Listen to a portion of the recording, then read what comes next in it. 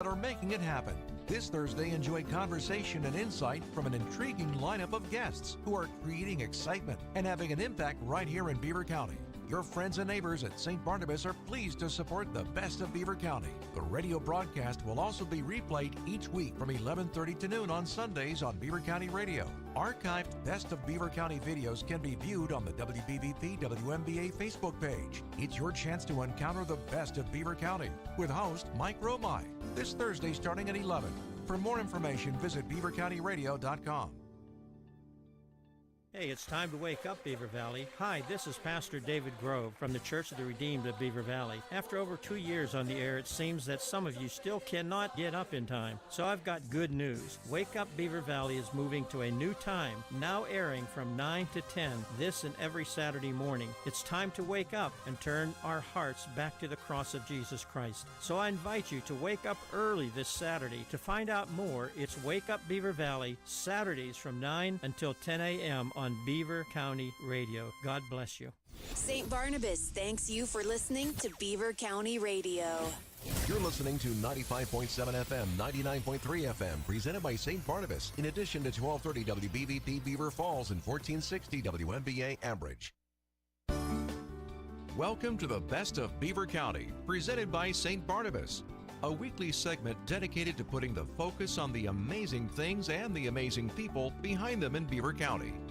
The Best of Beaver County is sponsored by and content is provided by St. Barnabas. The show airs every Thursday from 11 to 11:30 on WBVP, WMBA, 99.3 FM, and Facebook Live. Now, with no further ado, let's welcome host Mike Romigh to introduce today's program. Good morning and welcome to the Best of Beaver County radio show on the St. Barnabas Radio Network. The St. Barnabas Health System has been caring for people in southwest Pennsylvania since 1900. Today, in Allegheny, Beaver, and Butler counties, we offer a full continuum of care for our residents and patients, which include luxurious retirement living, personalized living assistance, and hands-on skilled care in our nursing center. Additionally, through the St. Barnabas Medical Center, it offers the following health services to the community and our residents: a full dentistry, home health and home care, hospice and palliative care. The St. Barnabas Health System continues to be focused on the needs of our community and our residents now and in the future. We look forward to having insightful conversations benefiting you and your family's well-being, and each month we'll bring you topics of interest to enlighten, entertain, and educate you. Men and women are invited to join us in the work of continuing Christian caring, healing, and teaching as we bear witness to our founder's reminder, God is able.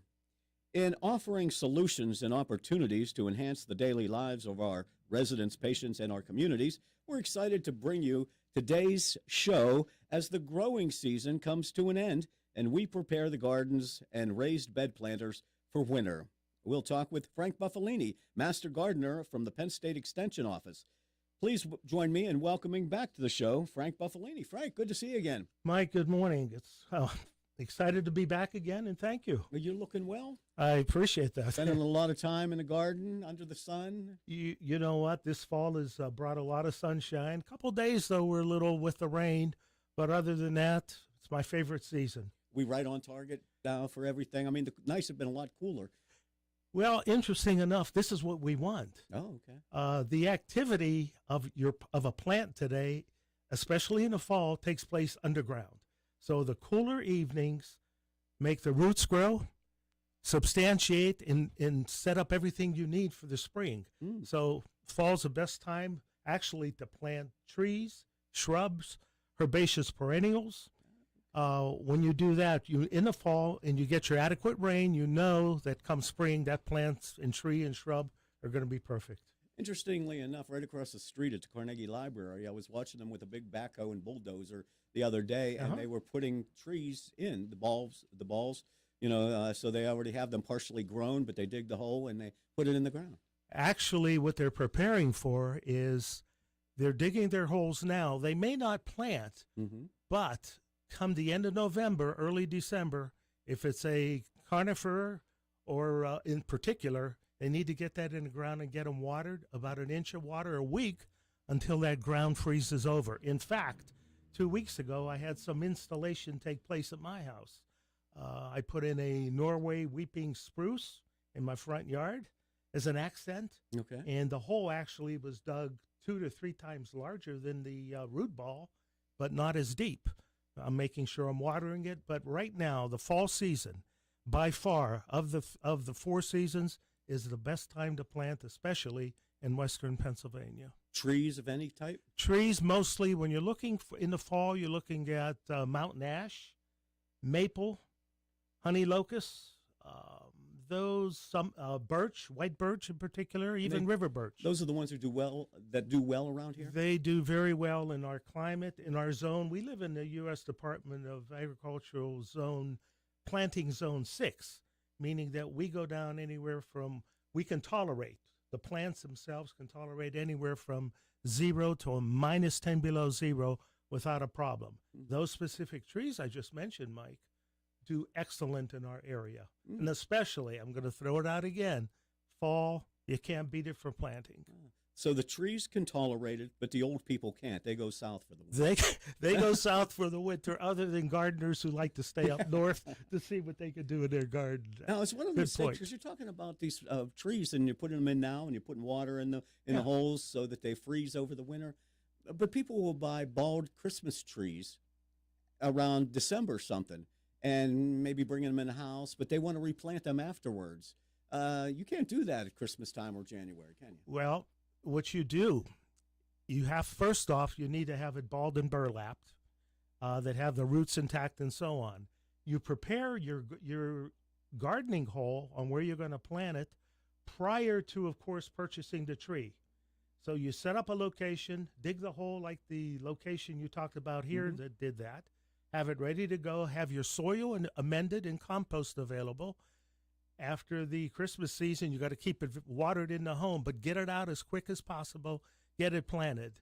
The chance of survival is pretty good, but it's not 100% guaranteed. Yeah, I have Italian roots in my family, so I have some Italian there. And it's interesting because as we talk to you, and when we talk to you, you're an Italian guy, and you're caring for the garden.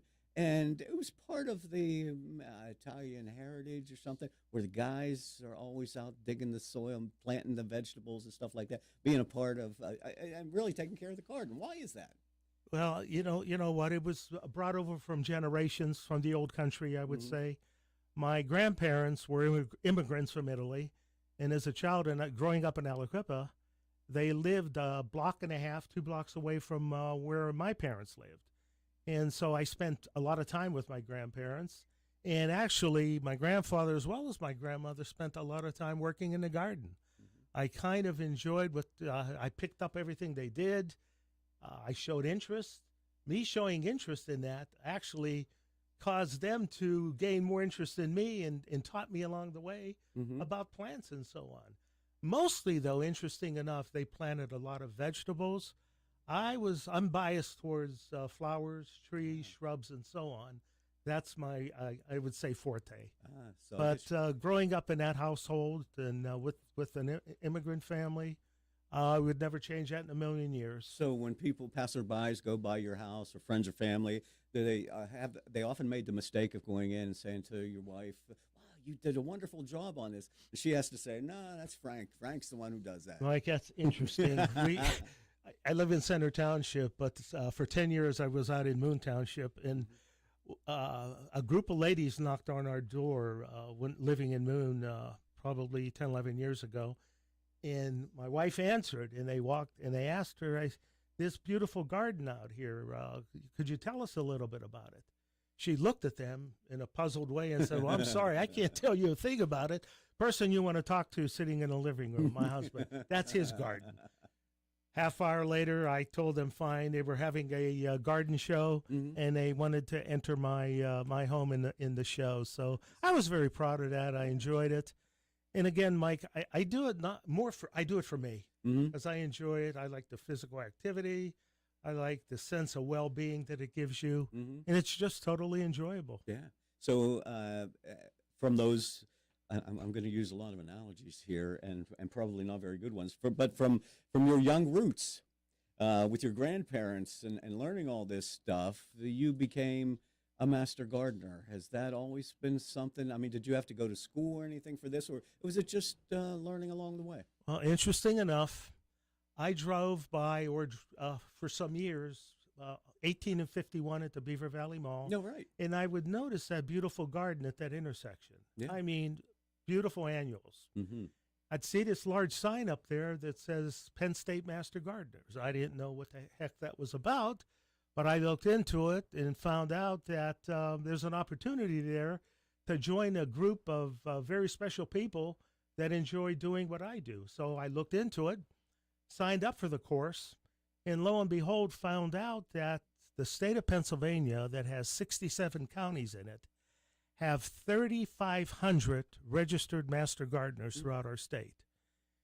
At our local here in Beaver, we have 115 on the books right now as master gardeners, and I believe 15 or 20 that are new in trainees right now that have been on board for the last couple weeks, and their classes will continue through mid-March. So I looked, I said, what's this about other than saying I'm a master gardener? Well, you have to take a course. Mm-hmm. And it's based on landscaping, horticulture, and so on. And it was 40 hours of classroom work and different exercises we had to do, plus a presentation at the end. When I did become qualified, I had to score at least 80% or better on a final exam, and then participate and do 50 hours of volunteer community work the first year, 20 every year after. So that's what it's all about. And I'll tell you what, every major university across the country have an extension tied in with master gardening. And again, we have 67 counties here with 3,500 members. And so it's a requirement that you do some community service. It's not just, you're learning this and put a title by your name. You do community service. In particular, you didn't ask the question, but it's a good segue anyway. You brought it up. I volunteer for the pesticide prevention program, where we have a group of 6 of us that go into elementary schools here in Beaver County, and we teach first graders the importance of safety in the home and how to stay safe and keep chemicals away. Program's really based on Mr. Yuck. Mr. Yuck is that character back in the 70s that was a byproduct of the Children's Hospital in Pittsburgh. Right, yeah, the green sticker. They came up with it, but they actually asked children to come up with the figure and give it a color, give it a face, and so on. And the kids love it. So I do that. I do the gardening down at the train station in Beaver. Oh, beautiful. Down there just a couple weeks ago. There's about 8 of us there. We design it, we plant, we do perennials, we do annuals. It's great. It's just a wonderful feeling. The other is I'm involved with the Aliquippa B.F. Jones Memorial Library. Last summer, I did a container gardening program with them. Oh, okay. We enjoy that? Oh, the rapport with the people's great. So I'm getting that it's what you do and what the other master gardeners do is different from what we might see on a regular basis. Somebody with a pickup truck full of mulch and a couple of shovels, and they call themselves landscapers. Well, they have themselves the name on the truck as a landscaper. Interesting enough, though, a lot of them that are out there today do have background schooling, 4-year degrees from whether it be Penn State, Ohio State, and so on in agriculture. And they do enrich a community and help all of us. You do have some local people, though, that just do some lawn mowing. They're out there to earn a living, and, God bless them. That's great. Yeah. They're still a help to us. Leaves are coming off the trees with warmer weather, and people are using their mulchers to mulch them up into the ground. What's the best thing to do with this, with the leaves? The leaves are a godsend. You need to save them. You can do a couple things with them. I actually create, or the plant itself does, but I gather them, get a wire basket, put some stakes into the ground, dump the leaves into the basket, let it overwinter, and the byproduct of that is what we call leaf mold. That's added into the soil to enrich the garden, to enrich your plant. It is fantastic. Let's talk more about that, Frank, when we Yeah. come back from this commercial break. Okay. Our guest is Frank Bufalini. He is a Master Gardener from the Penn State Extension Program, and we're learning about what to do with our gardens and rest of the surroundings at our house during the winter months. More coming up on the Best of Beaver County radio show on the St. Barnabas Radio Network. When you think about retirement, what images come to mind? Why not let yourself imagine enjoying an exceptional retirement lifestyle at the Village at St. Barnabas in Gibsonia? Attainable luxury can become yours because the Village has no large upfront fees and it's based on a simple annual no-risk contract. The only decision to make is when to move in. Call 724-443-0700 or click stbarnabashealthsystem.com. Excellent career opportunities are offered by St. Barnabas, and we all know that there's no I in team. So let's hear it from one of the employees about the power of teamwork. Hi, my name's Susan Elleteri. Working as a team goes hand in hand with our daily responsibilities and care. St. Barnabas is a team-oriented and patient-centered organization. Our team strives to provide the best care for our residents. Keeping our residents comfortable and well cared for is of the utmost importance. Find out about the exceptional career opportunities St. Barnabas has to offer by visiting stbarnabashealthsystem.com/careers for more information or by calling 724-444-JOBS. That's 724-444-5627. Find out why St. Barnabas is apart from the ordinary. Hey, we're cleaning out the gutters and the downspouts, raking the leaves, and getting our land ready for winter. We're talking with Frank Bufalini. Frank is a Master Gardener with the Penn State Extension Program. And as we went to the break, we were talking, Frank, about the leaves, and you say they're a godsend. You need to save every leaf that falls. In particular, I run my mulching mower over the leaves if there's a carpet of them in a lawn, of course, and which there would be this time of year. Mm-hmm. After I break them down, I'll run them through a mulching blower that I have, and then I have a composter that everything goes into my compost bin. I let that, of course, rot away. But when the term, and we don't use it loosely, but it's called black gold, the byproduct of that compost with the added nutrients of those leaves will be the best that you can do for your garden. Forget about all the commercial fertilizers that are out there, which are not good for the ground anyway. And of course, they destroy insects on top of it all, beneficial ones. Yeah. But the leaf is, in fact, a few years ago, I had a neighbor. They have oak trees back there, and they would buy those bags at Lowe's and fill them up with leaves and put them at the curb so they can be taken to the dump. So during that time period, I'd go over and take 4 or 5 of the bags. She'd come home from work and say, Frank, someone said you were over there grabbing the leaves. I says, yeah, you're throwing away money. You're throwing away the best that you can find for your garden. Mm-hmm. And she laughed after I explained to her the process and what it was all about. Mm-hmm. But I haven't changed yet. If you have leaves, folks, hold on to them. Yeah. Mix them into your garden. Wet them down. Sounds like a lot of work, Frank. You know what? It's a benefit at the end, though. Mm-hmm. There is work involved. But at this time of the year, with a glorious day like we're going to have this weekend in particular, 70s. Yeah, if you have those leaves, take hold, grab them, and deposit them. Another way, which may be easier, if you want to make some leaf mold, is grab some large black plastic bags, fill them with the leaves, put holes in them, then let them sit aside in your yard, behind a shed or whatever. Come next spring, you're going to have leaf mold developed in those bags that you can throw over your soil. It's probably the easiest way to go if you don't have any other solution. And then once you put it on in the spring, you rototill and work it I rake it in. Okay. Actually, rototilling does more damage to your ground than anything because it rejuvenates the soil and brings up all the weed seed that are in the ground. You want to reduce weed seed, and you do it by putting a layer of compost, mulch, and a lot of people, too, lay cardboard down. Mm-hmm. That's a barrier to keep the weeds from growing, but it does permit nutrients to get into the soil. So you don't want to dig deep. No, you don't. Build a mound. You want to build up.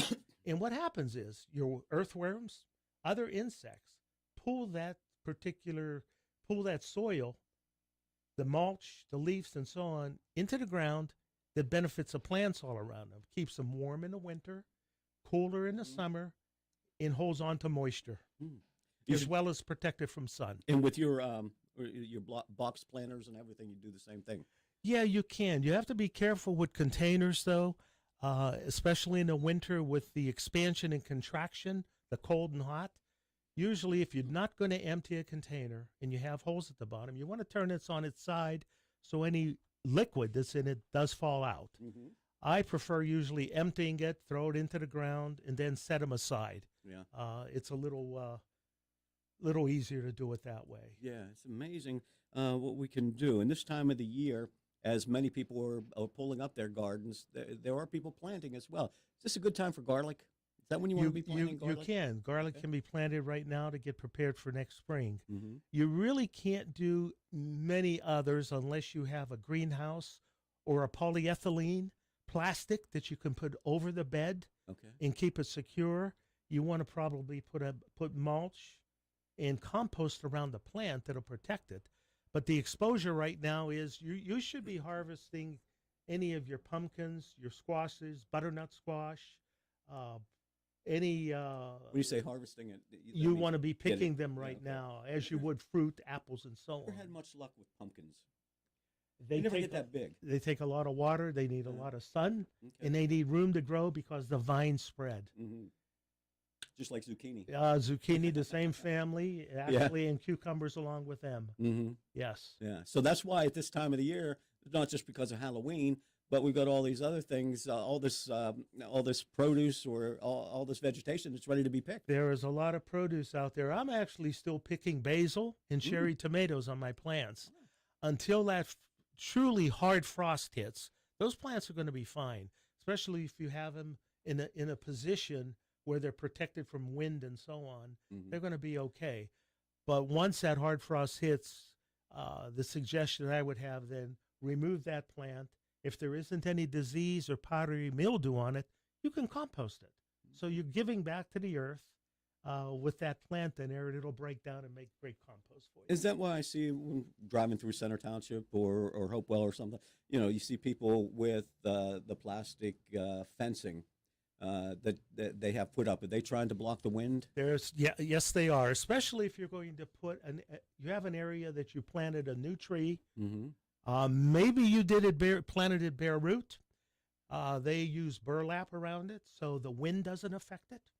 You will also see, which is another segue for me, that tree wrap. You start from the bottom and run tree wrap all the way up and then tape it, because that'll protect it from the wind as well as insect or mice, voles during the winter that feed on the bark, as well as deer that'll scrape their antlers. Wow. So I would recommend using a tree wrap on a very young tree or a new one that you're planting.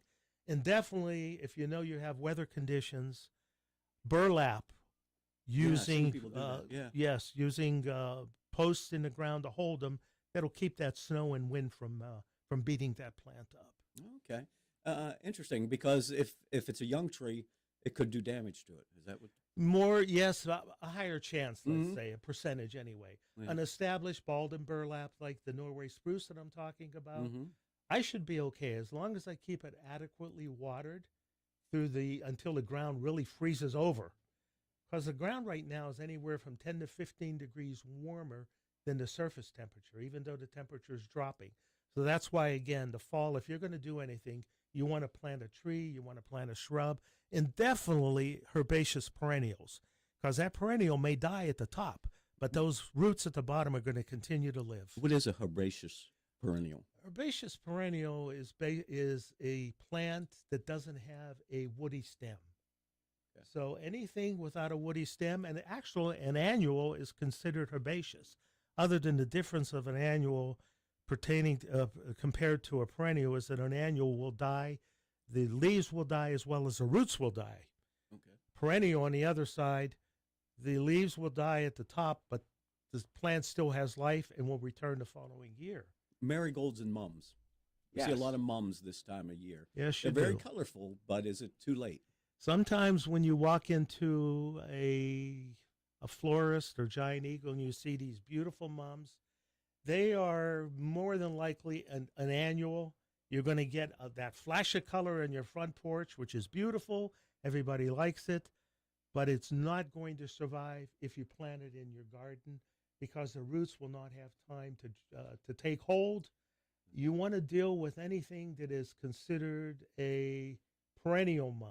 Mm-hmm. They're still difficult in our zone 6, our planting area. But if you have it established throughout the spring and summer into fall, let it bloom, deadheaded, of course, earlier, so the blooms are later. Dig it up then and put it in the ground. The likelihood then of that surviving over winter is better than So then, than the other scenario I gave you. all the years then that my wife would go to the priest and ask for absolution for killing the mums.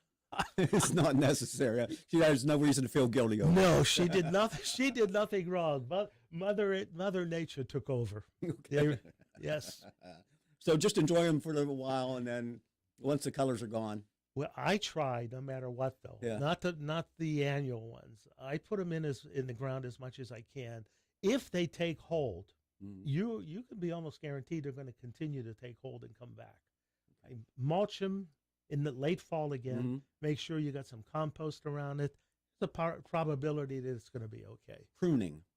Yes. Pruning. Is this the time of year, once the leaves are off of the trees, that you can prune them back? Bushes, shrubs, all that stuff. Shrubs, bushes. Any pruning, I call it deadheading too, is any annuals right now, or any plants, whether it's a vegetable or a flower or a perennial annual, whatever. If it's disease, has powdery mildew, if you see issues with it, you want to get it out, scrap it, don't put it in your compost bin. You can do some pruning right now.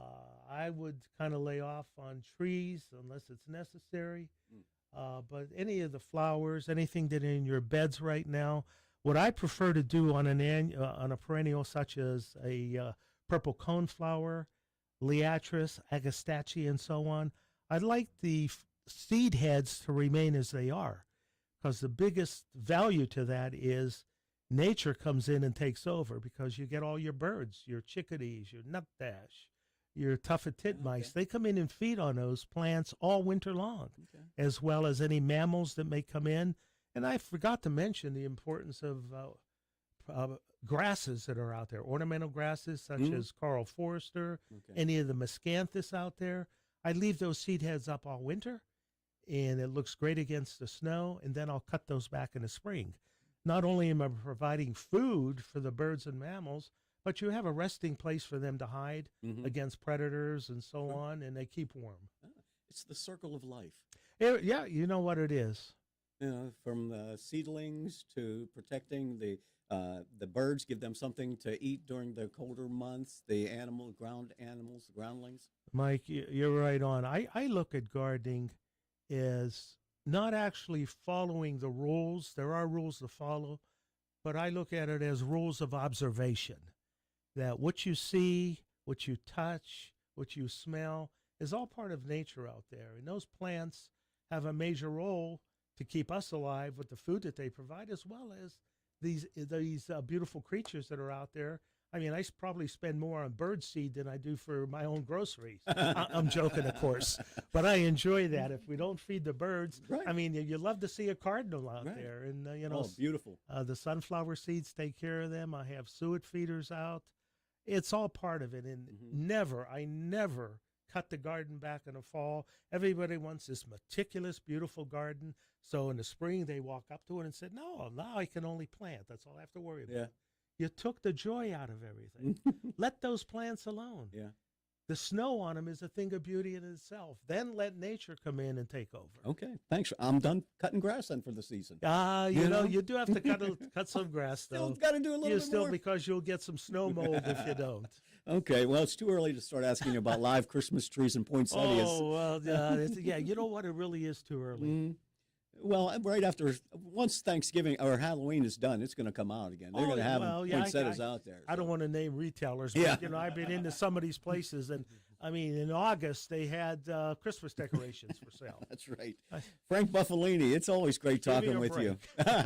We look forward to it. Someday you're going to have to bring in pictures of of your surroundings so that we can put it up on camera, you know show what, I everybody what you appreciate do. that. Thank you. Frank Thank you. Bufalini, Master Gardener with the Penn State Extension Office, and we'll may even get your address the next time. We'll have people drive by your house. There you do go. that. Well, I had some people over this summer looking it over. It was the Beaver Falls Garden Club, actually. Oh, okay. Very I had good. members from there. It Thank was you pretty for sweet. thank you for being with us. Oh, I appreciate it. Thank you, Mike. And very thank you much. for listening. We appreciate it. This is the Best of Beaver County radio show on the St. Barnabas radio station. Stay safe and be well.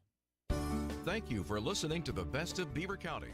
St. Barnabas is pleased to have provided content and sponsorship for the program.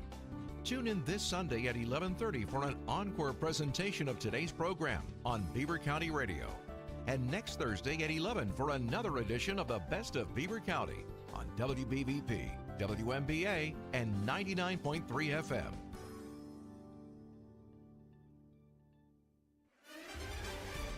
Beaver County Radio's news source, 95.7 and 99.3 FM, along with 1230 WBVP, 1460 WMBA, and streaming at beavercountyradio.com.